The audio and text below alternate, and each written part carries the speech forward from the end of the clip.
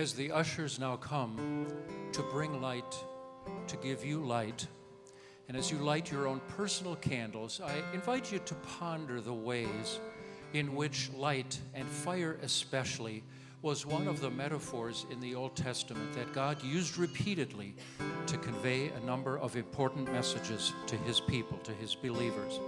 Whenever God was going to do something really extraordinary to advance his plan of salvation, he would appear as the glory of the Lord, a bright, intense cloud with flames of fire, capable of great destruction, but also capable of great benefit and blessing. Just as fire can burn down a house, and it can also heat and warm a house. Your holding a candle is a reminder that the presence of God is with you right now. As you have candles in your home, sometimes at religious times for religious occasions, you're aware of its beauty and symbolism. And I invite you to ponder right now the way in which fire was a centerpiece of the experience of God in the tabernacle and temple. That bright cloud of the glory of the Lord rested over the golden box, the Ark of the Covenant. But to approach it, approaching through priests could only be done through more fire, the burning of animals that had been slain outside in the courtyard. And the great altar was the scene of a lot of fire consuming lambs and bulls whose blood had been shed to buy temporary forgiveness for the people. Stepping inside the tabernacle, the oil lamps were lit to show that God was there. Those lamps kept light inside at all times. And then, because God and his sinful people were made one again, the priest would pray. And he would burn incense while he was praying on that beautiful, ornate little golden table. And as the smoke of the incense would rise up, a powerful message was given to them. And I invite that same message to be given to you this evening as well.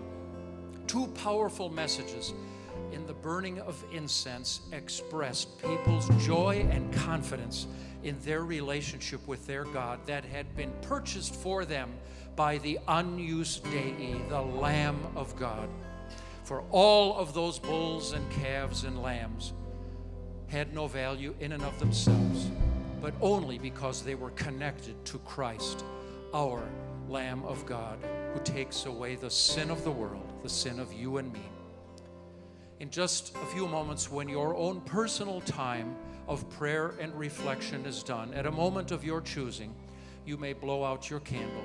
And as the smoke winds and twists its way up, you will notice two things.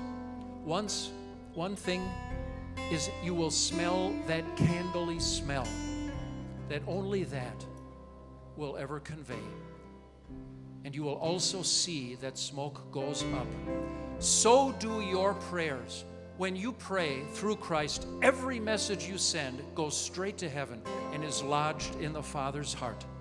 Let that rising smoke remind you to visualize how certain it is bought for you by Jesus.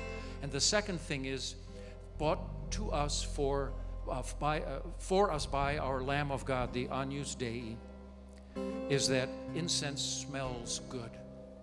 And as you smell that candlely smell, when you blow out your candle, let it remind you that just as incense was a reminder that the people who once stank now smell good to God, you may celebrate today that when you pray, you smell good to God. And he loves to hear from you, the gift to you of the Lamb of God.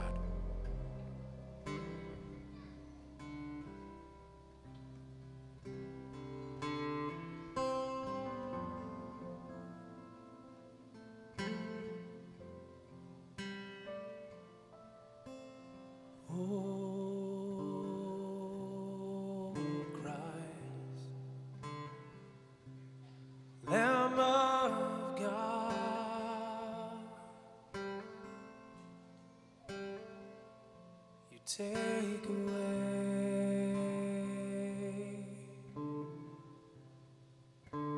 sin of the world.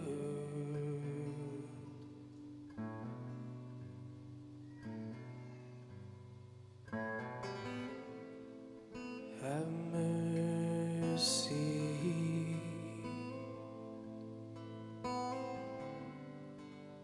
Have mercy on us.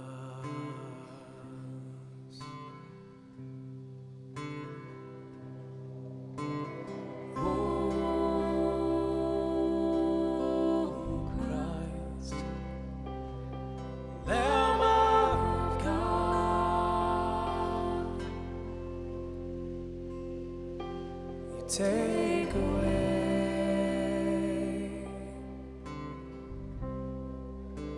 the sin of the world.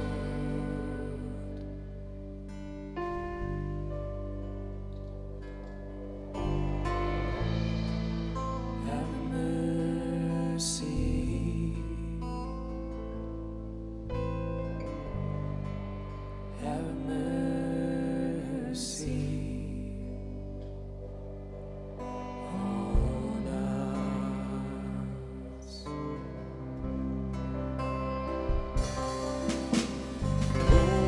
Oh, Christ, Lamb of God,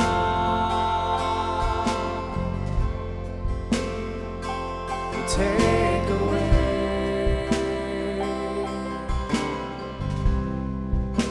the sin of the world.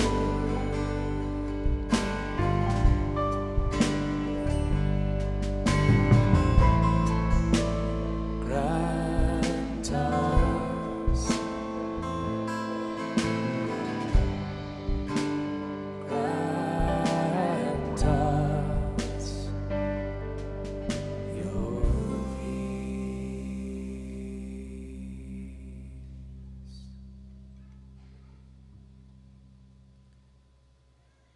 My dear brothers and sisters, Christ, our Passover lamb, has been sacrificed.